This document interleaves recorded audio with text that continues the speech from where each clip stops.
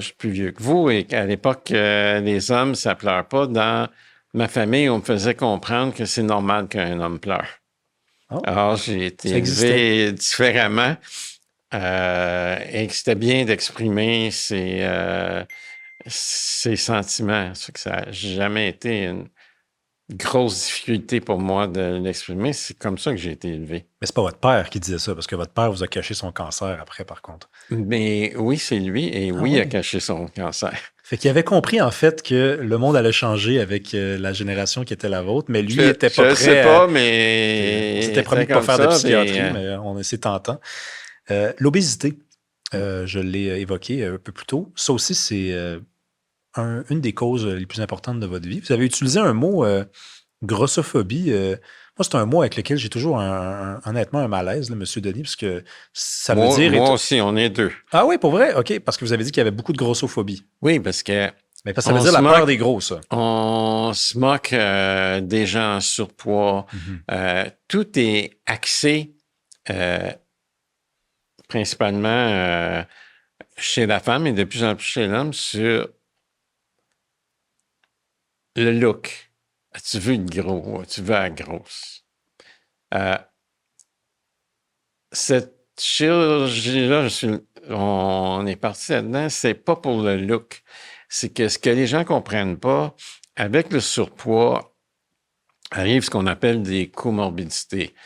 Euh, L'hypertension artérielle, l'apnée du sommeil, le diabète de type 2. Et en leur faisant perdre du poids, on aide à leur santé. C'est jamais pour le look. Je vous parle pas d'une personne qui a 20 livres à perdre, là, ou qui Non. peut prendre un peu d'Ozempic et compagnie, puis bon, ça... Ah oui, vous recommandez ça, vous? Non, mais je sais, ben je recommande ça. Est-ce que ça m'arrive d'en prescrire? Absolument. Euh, Mettons, je prescrirais pas ça pour quelques livres Non. à perdre, mais t'as des gens chez qui ça joue beaucoup. Parce que tout le contrôle, là, même si vous voulez pas parler de psychiatrie, là, tout le contrôle est entre l'oreille droite et l'oreille Ah, gauche. moi, j'ai juste dit que je ferais pas, je suis pas psychiatre, donc votre relation avec votre père, tout ça, Moi là, non ça plus, je vous suis pas appartient, psychiatre. c'est tout. Vous vouliez le devenir, en tout cas, vous êtes plus proche que de moi. Vous étiez ami avec Camille Lorrain, en plus, donc... Mais l'obésité, là où je vous suis totalement, là, c'est que... Puis vous étiez même pas encore en train d'en parler, mais vous vous rendiez là, j'en suis sûr, c'est aussi la dignité, là, hein, parce qu'on parle des gros à la grosse, le mince. Ça, c'est la façon facile de discuter de ces choses-là.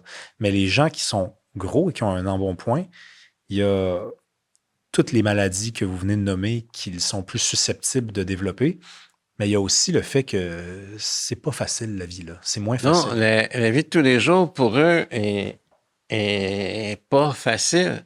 Un, tu, tu peux pas prendre, certains doivent prendre 2 sièges d'avion ou des extensions.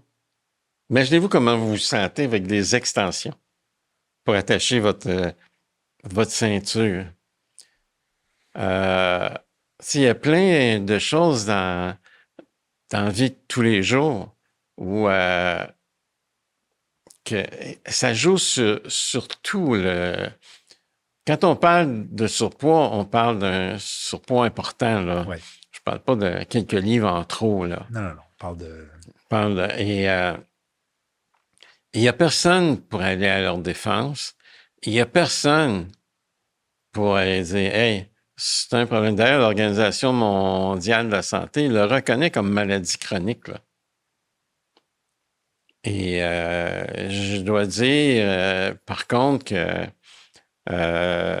dans CIUS où je travaille, euh, on a aidé énormément. Il n'y a jamais eu d'obstacle, là. Euh, Notre groupe du programme de bariatrique, on ne peut pas se plaindre.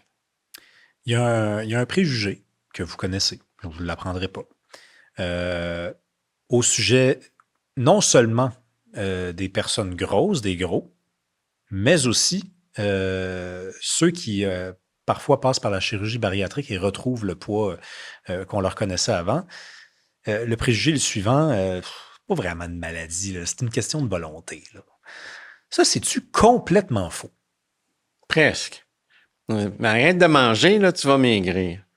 C'est pas vrai, c'est complexe. Il y a des problèmes métaboliques, il y a des problèmes génétiques, il y a des problèmes inflammatoires. Puis, à un moment donné, quand tu as atteint un certain niveau, tu as besoin d'un coup de main. Sinon, c'est impossible de perdre le poids. Tout à fait impossible.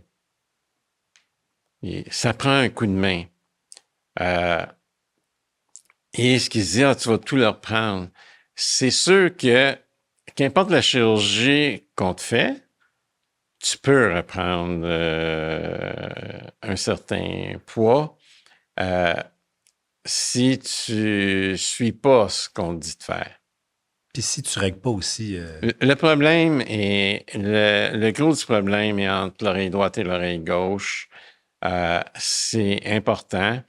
Puis, vous parliez de la fondation qui a 3 volets, qui a le volet d'obésité, le volet cancer du sein et le volet santé de l'homme. Ma fondation aide les gens, on les fait voir en psychologie, les patients.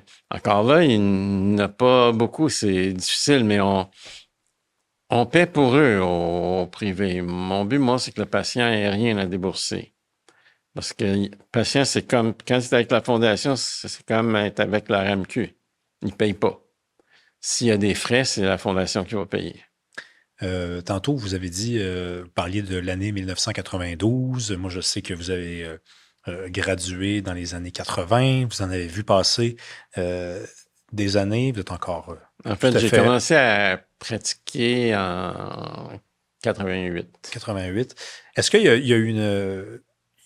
a évidemment une évolution dans le temps, puisque les années ont filé, mais est-ce que concernant l'obésité, il n'y a pas quand même quelque chose comme le début d'un changement dans les mentalités qui pourrait favoriser... En fait, il y a bien plein de choses qui ont changé. Il y a aucune chirurgie que j'ai appris à faire que je fais de la même façon aujourd'hui. Est arrivé les approches minimalement invasives, ce qui a aidé énormément. C'est quoi ça? C'est que au lieu de vous opérer en vous faisant une grande incision, on vous opère avec des petits trous à une caméra ou on vous opère avec un robot. Et ce qui fait que il faut vous enlever le 3/4 de l'estomac le matin, vous êtes chez vous le soir. S'il vous plaît, faites pas ça.